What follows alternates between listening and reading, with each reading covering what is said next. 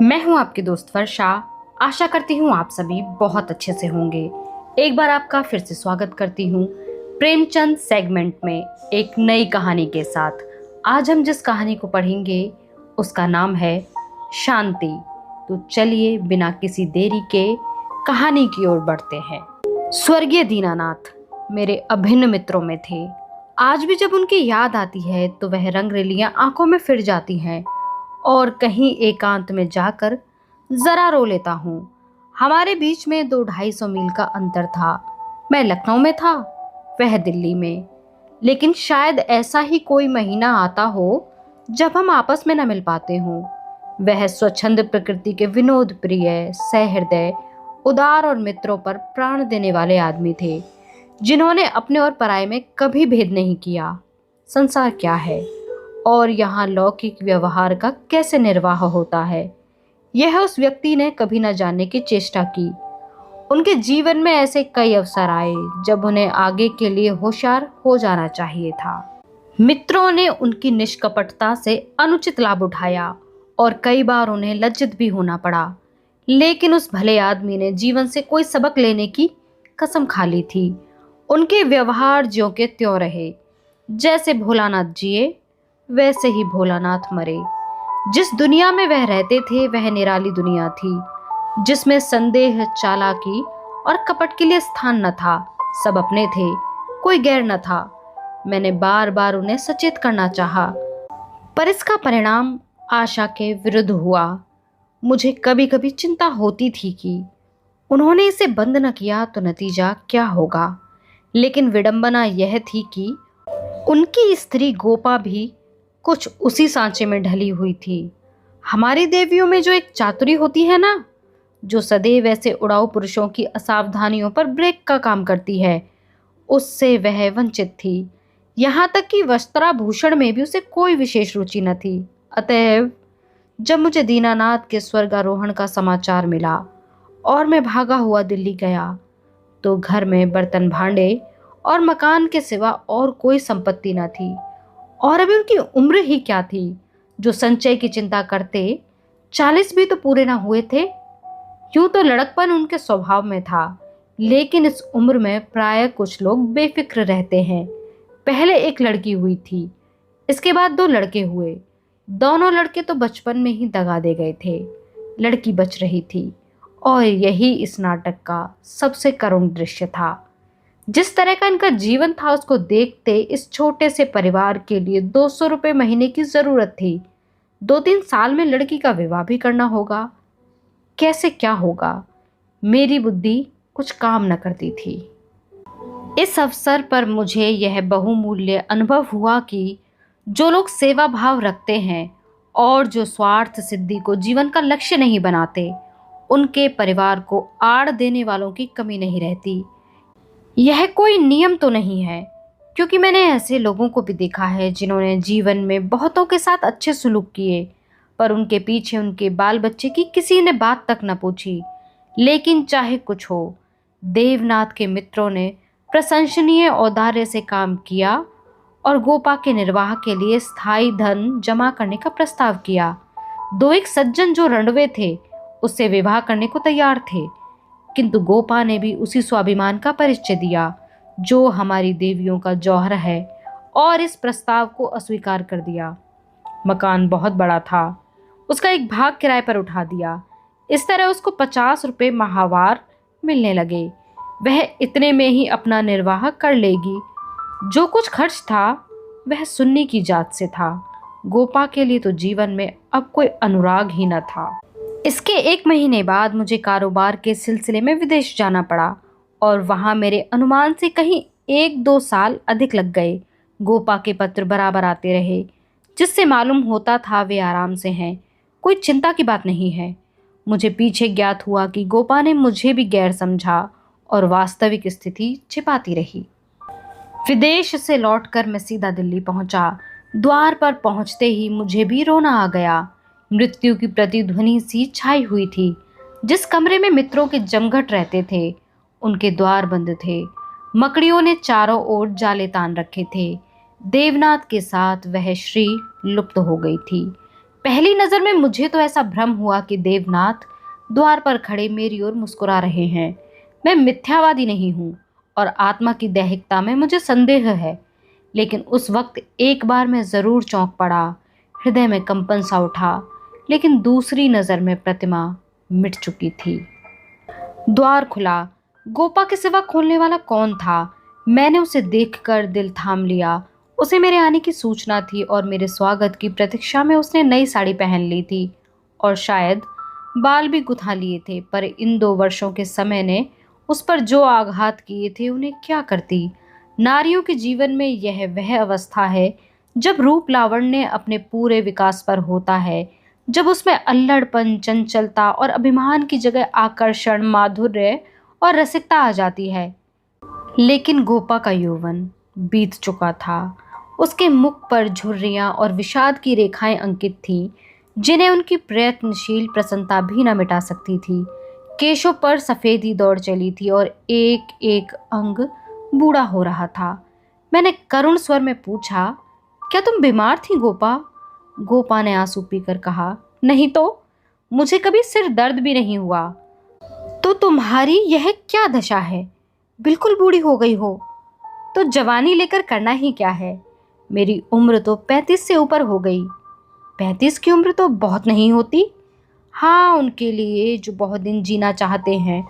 मैं तो चाहती हूँ जितनी जल्द हो सके जीवन का अंत हो जाए। बस सुन्नी के ब्याह की चिंता है। इससे छुट्टी पाऊँ, मुझे जिंदगी की परवाह न रहेगी।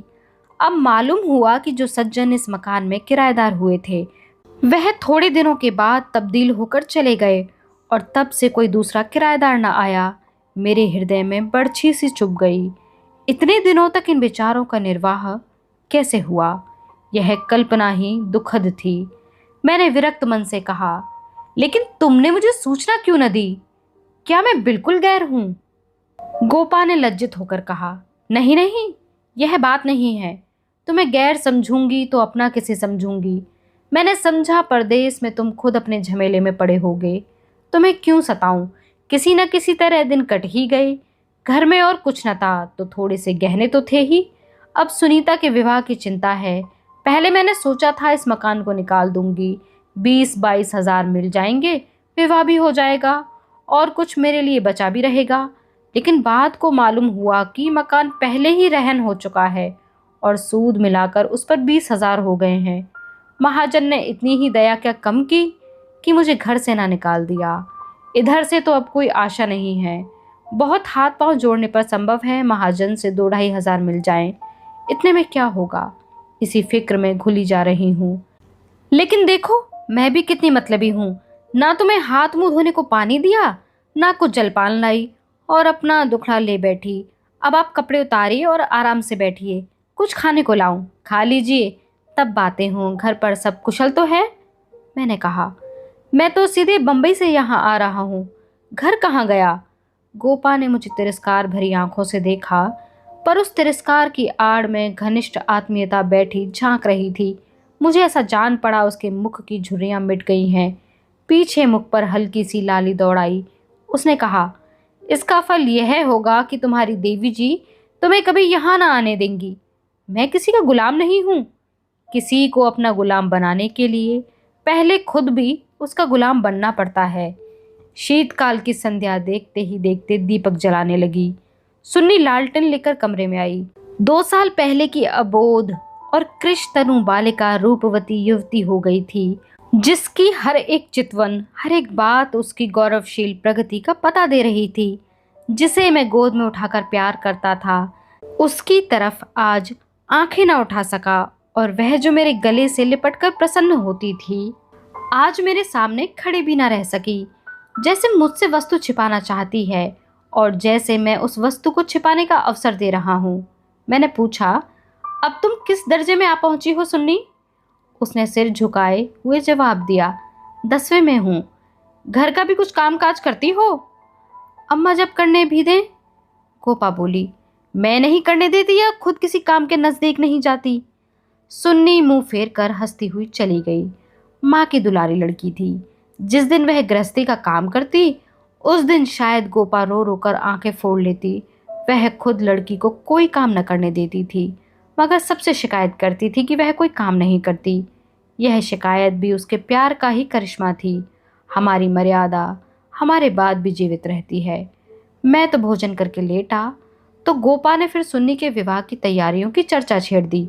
इसके सिवा उसके पास और बात ही क्या थी। लड़के तो बहुत मिलते हैं, लेकिन कुछ हैसियत भी तो हो। लड़की को यह सोचने का अवसर क्यों मिले कि दादा होते तो शायद मेरे लिए इससे अच्छा वर ढूंढते। फिर गोपा ने डरते डरते लाला मदारी लाल के लड़के का जिक्र किया। मैंने चकित होकर उसकी तरफ देखा। मदारी लाल पहले इंजीनियर थे, अब पेंशन पाते थे, लाखों रुपए जमा कर लिए थे, पर अब तक उनके लोभ की भूख न बुझी थी। गोपा ने घर भी वह छांटा जहां उसका रहना कठिन था।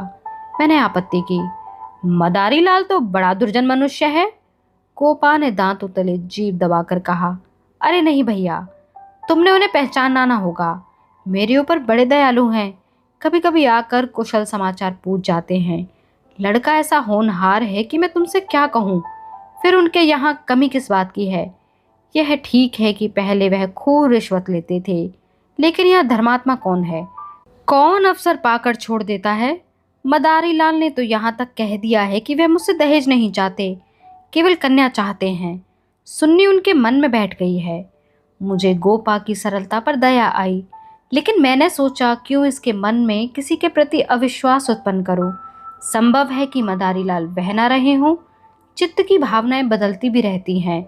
मैंने अर्ध सहमत होकर कहा, मगर यह तो सोचो, उनमें और तुम में कितना अंतर है।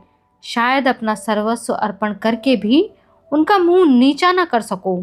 लेकिन गोपा के मन में बात जम गई थी। सुन्नी को वह ऐसे घर में चाहती थी जहां वह रानी बनकर रहे। दूसरे दिन प्रातःकाल में मदारी लाल के पास गया और उनसे मेरी जो बातचीत हुई उसने मुझे मुग्ध कर दिया। किसी समय वह लोभी रहे होंगे। इस समय तो मैंने उन्हें बहुत ही सहृदय, उदार और विनयशील पाया। बोले, भाई साहब, मैं देवीनाथ जी से परिचित हूँ। आदमियों में रत्न थे। उनकी लड़की मेरे घर आए, यह मेरा सौभाग्य है। आप उनकी माँ से कह दें, मदारी लाल उनसे किसी चीज़ की इच्छा नहीं रखता। ईश्वर का दिया हुआ मेरे घर में सब कुछ है। मैं उन्हें जेर बार नहीं करना चाहता। ये 4 महीने गोपा ने विवाह की तैयारियों में काटे। मैं महीने में एक बार अवश्य उससे मिल आता था, पर हर बार खिन्न होकर लौटता। गोपा ने अपनी कुल मर्यादा का न जाने कितना महान आदर्श अपने सामने रख लिया था। पगली इस भ्रम में पड़ी हुई थी कि उसका उत्साह नगर में अपनी यादगार छोड़ता जाएगा। यह न जानती थी कि यहाँ ऐसे तमाशे रोज होते हैं और आए दिन भुला दिए जाते हैं। शायद वह संसार से यह श्रेय लेना चाहती थी कि इस गई बीती दशा में भी लुटा हुआ हाथी 9 लाख का है। पग पग पर उसे देवीनाथ की याद आती। वह होते तो यह काम यूं होता और तब रोती। मदारी सज्जन है, यह सत्य है, लेकिन गोपा का अपनी कन्या के प्रति भी कुछ धर्म है। कौन उसके 10-5 लड़कियां बैठी हुई हैं, वह तो दिल खोलकर अरमान निकालेगी। सुन्नी के लिए उसने जितने गहने और जोड़े बनवाए थे, उन्हें देखकर मुझे आश्चर्य होता था। जब देखो कुछ न कुछ सी रही है। कभी सुनारों की दुकान पर बैठी हुई है, कभी मेहमानों के आदर सत्कार का आयोजन कर रही है। मोहल्ले में ऐसा बिरला ही कोई संपन्न मनुष्य होगा जिससे उसने कुछ कर्ज ना लिया हो। वैसे कर्ज समझती थी, पर देने वाले दान समझते थे। सारा मोहल्ला उसका सहायक था। सुन्नी अब मोहल्ले की लड़की थी। गोपा की इज्जत सबकी इज्जत है, और गोपा के लिए तो नींद और आराम हराम था। दर्द से सिर फटा जा रहा है। आधी रात हो गई, मगर वह कुछ बैठी बैठी सिल ही रही है, या इस कोठी का धन उस कोठी कर रही है। कितनी वात्सल्य से भरी आकांक्षा थी, जो कि देखने वालों में श्रद्धा उत्पन्न कर देती थी। अकेली औरत, और वह भी आधी जान की, क्या क्या करे। जो काम दूसरों पर छोड़ देती है, उसी में कुछ न कुछ कसर रह जाती है, पर उसकी हिम्मत है कि किसी तरह हार नहीं मानती। पिछली बार उसकी दशा देखकर मुझसे रहा न गया। बोला, गोपा देवी, अगर मरना ही चाहती हो तो विवाह हो जाने के बाद मरो। मुझे भय यह है कि तुम उससे पहले ही ना चल दो। गोपा का मुरझाया हुआ मुख प्रमुदित हो उठा। बोली, उसकी चिंता ना करो भैया, विधवा की आयु बहुत लंबी होती है। तुमने सुना नहीं, रांड मरे न खंडर ढहे। लेकिन मेरी कामना यही है कि सुन्नी का ठिकाना लगाकर मैं भी चल दूं। अब और जीकर क्या करूंगी? सोचो, क्या करूं? अगर किसी तरह का विघ्न पड़ गया तो किसकी बदनामी होगी? इन 4 महीनों में मुश्किल से घंटा भर सोती होंगी, नींद ही नहीं आती। पर मेरा चित्त प्रसन्न है। मैं मरूं या जीऊं, मुझे यह संतोष तो होगा कि सुन्नी के लिए उसका बाप जो कर सकता था मैंने वह कर दिया। मदारी लाल ने अपनी सज्जनता दिखाई, तो मुझे भी तो अपनी नाक रखनी है। एक देवी ने आकर कहा, बहन जरा चलकर देख, चाशनी ठीक हो गई है या नहीं। गोपा उसके साथ चाशनी की परीक्षा करने गई और एक क्षण के बाद आकर बोली, जी चाहता है सिर पीट लूं। तुमसे जरा बात क्या करने लगी, उधर चाशनी इतनी कड़ी हो गई कि लड्डू दोंगे से लड़ेंगे। किससे क्या कहूँ? मैंने चिढ़कर कहा, तुम व्यर्थ का झंझट कर रही हो। क्यों नहीं किसी हलवाई को बुलाकर मिठाइयों का ठेका दे देती? फिर तुम्हारे यहाँ मेहमान ही कितने आएंगे जिनके लिए यह तुमार बांध रही हो? 10-5 की मिठाई उनके लिए बहुत होगी। गोपा ने व्यथित नेत्रों से मेरी ओर देखा। मेरी यह आलोचना उसे बुरी लगी। इन दिनों उसे बात बात पर क्रोध आ जाता था। बोली, भैया तुम ये बात ना समझोगे। तुम्हें ना माँ बनने का अवसर मिला है, ना पत्नी बनने का। सुन्नी के पिता का कितना नाम था, कितने आदमी उनके दम से जीते थे, क्या यह तुम नहीं जानते? वह पगड़ी मेरे ही सिर तो बंधी है। तुम्हें विश्वास ना आएगा, नास्तिक जो ठहरे, पर मैं तो उन्हें सदैव अपने अंदर बैठा पाती हूँ। जो कुछ कर रहे हैं वही कर रहे हैं। मैं मंद बुद्धि स्त्री भला के लिए क्या कर देती? वही मेरे सहायक हैं, वही मेरे प्रकाश हैं। यह समझ लो कि यह देह मेरी है, पर इसके अंदर जो आत्मा है वह उनकी है। जो कुछ हो रहा है उनके पुण्य आदेश से हो रहा है। तुम उनके मित्र हो, तुमने अपने सैकड़ों रुपए खर्च किए और इतना हैरान हो रहे हो। मैं तो उनकी सहगामिनी हूँ, लोक में भी परलोक में भी। मैं अपना समूह लेकर रह गया। जून में विवाह हो गया। गोपा ने बहुत कुछ दिया और अपनी हैसियत से बहुत ज्यादा दिया, लेकिन फिर भी उसे संतोष ना हुआ। आज सुन्नी के पिता होते तो न जाने क्या करते। बराबर रोती रही। जाड़ों में मैं फिर दिल्ली गया। मैंने समझा कि अब गोपा सुखी होगी। लड़की का घर और वर दोनों आदर्श हैं। गोपा के इसके सिवा और क्या चाहिए? लेकिन सुख उसके भाग्य में ही न था। अभी कपड़े भी न उतारने पाया था कि उसने अपना दुखड़ा शुरू कर दिया। भैया, घर द्वार सब अच्छा है, सास ससुर भी अच्छे हैं, लेकिन जमाई निकम्मा निकला। सुन्नी बेचारी रो रो कर दिन काट रही है।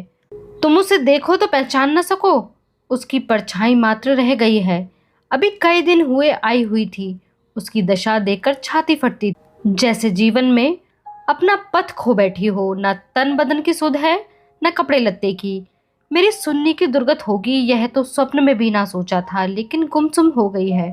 कितना पूछा, बेटी तुमसे वह क्यों नहीं बोलता, किस बात पर नाराज है, लेकिन कुछ जवाब ही नहीं देती।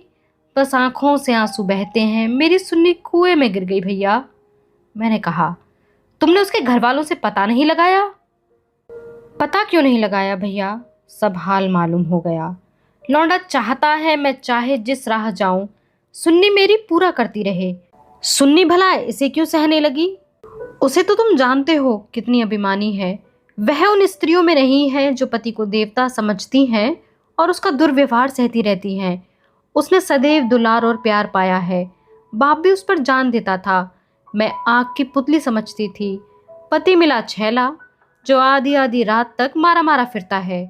दोनों में क्या बात हुई यह कौन जान सकता है, लेकिन दोनों में कोई गांठ पड़ गई है। न सुन्नी की परवाह करता है, न सुन्नी उसकी परवाह करती है। मगर वह तो अपने रंग में मस्त है। सुन्नी प्राण दिए जाती है। उसके लिए सुन्नी की जगह मुन्नी है, सुन्नी के लिए उसकी उपेक्षा है और रुदन है। मैंने कहा, लेकिन तुमने सुन्नी को समझाया नहीं। उस लौंडे का क्या बिगड़ेगा, इसकी तो जिंदगी खराब हो जाएगी। गोपा की आंखों में आंसू भर आए। बोली, भैया किस दिल से समझाऊं? सुन्नी को देखकर तो मेरी छाती फटने लगती है। बस यही जी चाहता है कि इसे अपने कलेजे में ऐसे रख लूं कि इसे कोई कड़ी आंख से भी ना देख सके। सुन्नी फूहड़ होती, कटु भाषणी होती, आराम तलब होती तो समझती भी।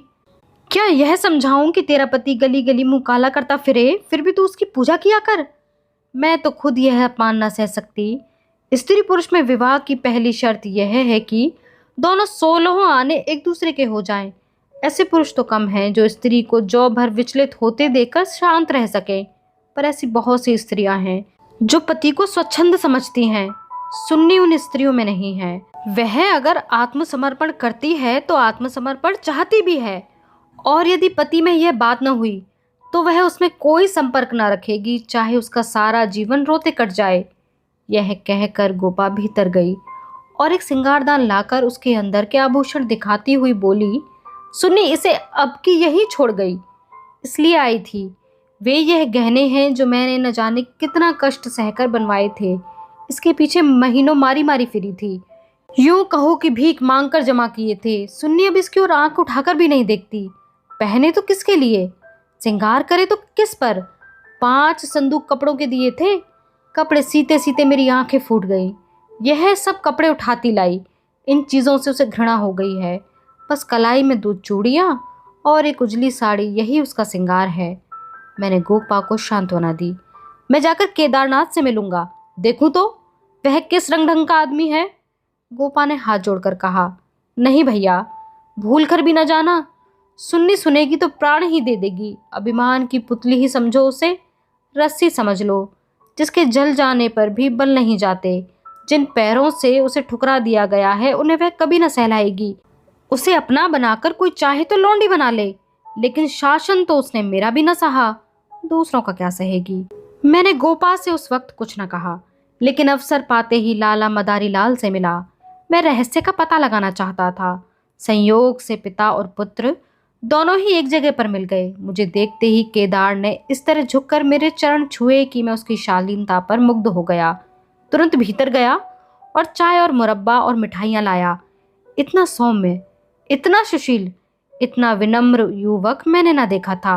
यह भावना ही ना हो सकती थी कि इसके भीतर और बाहर में कोई अंतर हो सकता है। जब तक रहा सिर झुकाए बैठा रहा। उच्च श्रृंखलता तो उसे छू भी न गई थी। जब केदार टेनिस खेलने गया तो मैंने लाला मदारी लाल से कहा, केदार बाबू तो बड़े चरित्रवान जान पड़ते हैं, फिर स्त्री पुरुष में इतना मनोमालिन्य क्यों हो गया है। मदारी लाल ने एक क्षण विचार करके कहा, इसका कारण इसके सिवा और क्या बताऊं कि दोनों अपने माँ बाप के लाडले हैं और प्यार लड़कों को अपने मन का बना देता है।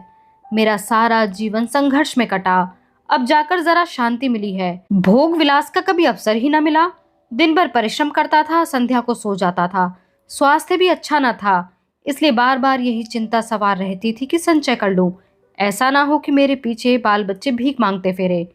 नतीजा यह हुआ कि इन महाशय को मुफ्त का धन मिला।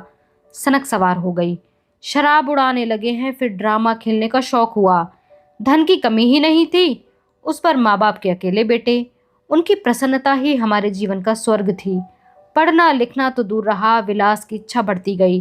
रंग और गहरा हुआ, अपने जीवन का ड्रामा खेलने लगे। मैंने यह रंग देखा तो मुझे चिंता हुई। सोचा ब्याह कर दूं, ठीक हो जाएगा। गोपा देवी का पैगाम आया तो मैंने तुरंत स्वीकार कर लिया। मैं सुन्नी को देख चुका था, सोचा ऐसी रूपवती पत्नी पाकर इनका मन स्थिर हो जाएगा। पर वह भी लाडली लड़की थी, हठीली, अबोध, आदर्शवादिनी। सहिष्णुता तो उसने सीखी भी ना थी। समझौते का जीवन में क्या मूल्य है, इसकी उसे खबर ही नहीं। लोहा लोहे से लड़ गया। वह अभिमान से पराजित करना चाहती है या उपेक्षा से, यही रहस्य है। और साहब, मैं तो बहू को ही अधिक दोषी समझता हूँ। लड़के प्राय मन चले होते हैं, लड़कियाँ स्वभाव से ही सुशील होती हैं और अपनी जिम्मेदारी समझती हैं। उसमें ये गुण नहीं है। डोंगा कैसे पार होगा ईश्वर ही जाने। सहसा सुन्नी अंदर से आ गई, बिल्कुल अपने चित्र की रेखा सी, मानो मनोहर संगीत की प्रतिध्वनि हो। कुंदन तपकर भस्म हो गया था। मिटी हुई आशाओं का इससे अच्छा चित्र नहीं हो सकता। उलाहना देते हुए बोली, आप जाने कब से बैठे हुए हैं, मुझे खबर तक नहीं, और शायद आप बाहर ही बाहर चले भी जाते। मैंने आंसुओं के वेग को रोकते हुए कहा, नहीं सुन्नी, यह कैसे हो सकता था। तुम्हारे पास ही आ रहा था, तुम स्वयं आ गई। मदारी लाल कमरे के बाहर अपनी कार की सफाई करने लगे। शायद मुझे सुन्नी से बात करने का अवसर देना चाहते थे। सुन्नी ने पूछा, अम्मा तो अच्छी तरह हैं। हाँ, अच्छी हैं। तुमने अपनी यह क्या गत बना रखी है? मैं अच्छी तरह से हूं। यह क्या बात है? तुम लोगों में यह क्या अनबन है? गोपा देवी प्राण दिए डालती हैं, तुम खुद मरने की तैयारी कर रही हो। कुछ तो विचार से काम लो। सुन्नी के माथे पर बल पड़ गए। आपने नाहक यह विषय छेड़ दिया चाचा जी। मैंने तो यह सोचकर अपने मन को समझा लिया है कि मैं अभागिन हूँ। बस उसका निवारण मेरे बूते से बाहर है। मैं उस जीवन से मृत्यु को कहीं अच्छा समझती हूँ जहाँ अपनी कदर ना हो। मैं व्रत के बदले में व्रत चाहती हूँ।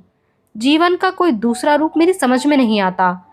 इस विषय में किसी तरह का समझौता कर लेना मेरे लिए असंभव है। नतीजे की मैं परवाह नहीं करती, लेकिन नहीं चाचा जी, इस विषय में अब कुछ ना कहिए, नहीं तो मैं चली जाऊंगी। आखिर सोचो तो। मैं सब सोच चुकी और तय कर चुकी। पशु को मनुष्य बनाना मेरी शक्ति से बाहर है। इसके बाद मेरे लिए अपना मुंह बंद करने के सिवा और क्या रह गया था। मई का महीना था। मैं मैसूर गया हुआ था तो गोपा का तार पहुंचा, तुरंत आओ, जरूरी काम है। मैं घबरा तो गया, लेकिन इतना निश्चित था कि कोई दुर्घटना नहीं हुई है। दूसरे दिन दिल्ली जा पहुंचा। गोपा मेरे सामने आकर खड़ी हो गई, निस्पंद, मूक, निष्प्राण, जैसे तपेदिक की रोगी हो। मैंने पूछा, कुशल तो है? मैं तो घबरा उठा। उसने बुझी हुई आंखों से देखा और बोला, सच? सुन्नी तो कुशल से है? हाँ, अच्छी है। और केदारनाथ? वह भी अच्छी तरह है। तो फिर माजरा क्या है? कुछ तो नहीं? तुमने तार दिया और कहती हो कुछ तो नहीं? दिल तो घबरा रहा था, इससे तुम्हें बुला लिया। सुन्नी को किसी तरह समझाकर यहाँ लाना है। मैं तो सब कुछ करके हार गई। क्या इधर कोई नई बात हो गई? नहीं तो नहीं है, लेकिन एक तरह से नई ही समझो। केदार एक एक्ट्रेस के साथ कहीं भाग गया। 1 सप्ताह से उसका कहीं पता नहीं है। सुन्नी से कह गया है, जब तक तुम यहाँ रहोगी घर में नहीं आऊँगा। सारा घर सुन्नी का शत्रु हो रहा है, लेकिन वह वहाँ से टलने का नाम नहीं लेती। सुना है केदार अपने बाप के दस्तखत बनाकर कई हजार रुपए बैंक से ले गया है। तुम सुन्नी से मिली थी? हाँ, 3 दिन से बराबर जा रही हूँ। वह नहीं आना चाहती तो रहने क्यों नहीं देती? वह घुट घुट कर मर जाएगी। मैं उन्हीं पैरों लाला मदारी लाल के घर गया। हालांकि मैं जानता था कि सुन्नी किसी तरह ना आएगी, मगर वहां पहुंचा तो देखा कोहराम मचा हुआ था। मेरा कलीजा धक से रह गया। वहां तो अर्थी सज रही थी। मोहल्ले के सैकड़ों लोग जमा थे। घर में से हाय हाय की क्रंदन ध्वनि आ रही थी। यह सुन्नी का शव था। मदारी लाल मुझे देखते ही मुझसे उन्मत्त की भांति लिपट गए और बोले, भाई साहब, मैं तो लुट गया। लड़का भी गया, बहू भी गई, जिंदगी ही गारत हो गई। मालूम हुआ कि जब से केदार गायब हो गया था, सुन्नी और भी ज्यादा उदास रहने लगी थी। उसने उसी दिन अपनी चूड़ियां तोड़ डाली थीं और मांग का सिंदूर पोंछ डाला था। सास ने जब आपत्ति की तो उनको अपशब्द कहे। मदारी लाल ने समझाना चाहा तो उन्हें भी जली कटी सुनाई। ऐसा अनुमान होता था उन्माद हो गया है। लोगों ने उससे बोलना छोड़ दिया था। आज प्रातःकाल यमुना स्नान करने गई। अंधेरा था, सारा घर सो रहा था, किसी को नहीं जगाया। जब दिन चढ़ गया और बहू घर में न मिली तो उसकी तलाश होने लगी। दोपहर को पता लग गया कि यमुना गई है। लोग उधर भागे, वहां उसकी लाश मिली। पुलिस आई, शव की परीक्षा हुई, अब जाकर शव मिला है। मैं कलेजा थामकर बैठ गया। हाय, अभी थोड़े दिन पहले जो सुंदर पालकी पर सवार होकर आई थी, आज वह 4 के कंधे पर जा रही है। मैं अर्थी के साथ हो लिया और वहां से लौटा तो रात के 10 बज गए थे। मेरे पांव कांप रहे थे। मालूम नहीं यह खबर पाकर गोपा की क्या दशा होगी। प्राणांत न हो जाए, मुझे यही भय हो रहा था। सुन्नी उसकी प्राण थी, उसके जीवन का केंद्र थी। उस दुखिया के उद्यान में यही पौधा बच रहा था। उसे वह हृदय रक्त से सींच सींच कर पाल रही थी। उसके वसंत का सुनहरा स्वप्न ही उसका जीवन था। उसमें कोपलें निकलेंगी, फूल खिलेंगे, फल लगेंगे, चिड़िया उसकी डाली पर बैठकर अपने सुहाने राग गाएगी। किंतु आज निष्ठुर नियति ने उसके जीवन सूत्र को उखाड़कर फेंक दिया और अब उसके जीवन का कोई आधार न था। वह बिंदु ही मिट गया था जिस पर जीवन की सारी रेखाएं आकर एकत्र हो गई थीं। दिल को दोनों हाथों से थामे मैंने जंजीर खटखटाई। गोपा एक लालटेन लिए निकली। मैंने गोपा के मुख पर एक नए आनंद की झलक देखी। मेरी शोक मुद्रा देखकर उसने मातृवत प्रेम से मेरा हाथ पकड़ लिया और बोली, आज तो तुम्हारा सारा दिन रोते ही कटा। अर्थी के साथ बहुत से आदमी रहे होंगे। मेरे जी में भी आया कि चलकर सुन्नी के अंतिम दर्शन कर लूं, लेकिन मैंने सोचा जब सुन्नी ही ना रही तो उसकी लाश में क्या रखा है। ना गई। मैं विस्मय से गोपा का मुंह देखने लगा तो इसे यह शोक समाचार मिल चुका है। फिर भी वह शांति और अविचल धैर्य बोला, अच्छा किया ना गई, रोना ही तो था। हाँ और क्या, रोई यहाँ भी, लेकिन तुमसे सच कहती हूँ, दिल से ना रोई। न जाने कैसे आंसू निकल आए। मुझे तो सुन्नी की मौत की प्रसन्नता हुई। दुखिया अपने मान मर्यादा लिए संसार से विदा हो गई, नहीं तो न जाने क्या क्या देखना पड़ता। इसलिए और भी प्रसन्न हूं कि उसने अपनी आन निभा दी। स्त्री के जीवन में प्यार ना मिले तो उसका अंत हो जाना ही अच्छा। तुमने सुन्नी की मुद्रा देखी थी? लोग कहते हैं ऐसा जान पड़ता था मुस्कुरा रही है। मेरी सुन्नी सचमुच देवी थी। भैया, आदमी इसलिए थोड़े ही जीना चाहता है कि रोता रहे। जब मालूम हो गया कि जीवन में दुख के सिवा और कुछ नहीं है तो आदमी जीकर क्या करे? किस लिए जिए? खाने और सोने और मर जाने के लिए? यह मैं नहीं चाहती कि मुझे सुन्नी की याद ना आएगी और मैं उसे याद करके रोऊंगी नहीं, लेकिन वह शोक के आंसू न होंगे। बहादुर बेटी की माँ उसकी वीरगति पर प्रसन्न होगी। सुन्नी की मौत में क्या कुछ कम गौरव है? मैं आंसू बहाकर उस गौरव का अनादर कैसे करूं? वह जानती है, और चाहे सारा संसार उसकी निंदा करे, उसकी माता सराहना ही करेगी। उसकी आत्मा से यह आनंद भी छीन लूं? लेकिन अब रात ज्यादा हो गई है, ऊपर जाकर सो जाओ। मैंने तुम्हारी चारपाई बिछा दी है, मगर देखो अकेले पड़े पड़े रोना नहीं। सुन्नी ने वही किया जो उसे करना चाहिए था। उसके पिता होते तो आज सुन्नी की प्रतिमा बनाकर पूजते। मैं ऊपर जाकर लेटा तो मेरे दिल का बोझ बहुत हल्का हो गया था, किंतु रह रहकर यह संदेह हो जाता था कि गोपा की यह शांति उसकी अपार व्यथा का ही रूप तो नहीं है। आज की कहानी यही समाप्त होती है। आप हमें कमेंट बॉक्स में लिखकर यह ज़रूर बताएं कि सुन्नी ने जो अपने जीवन के साथ किया, क्या वह सही था या नहीं। मिलते हैं अगली कहानी के साथ जल्द ही। तब तक के लिए हमारे साथ इस सफ़र में बने रहने के लिए आपका बहुत शुक्रिया।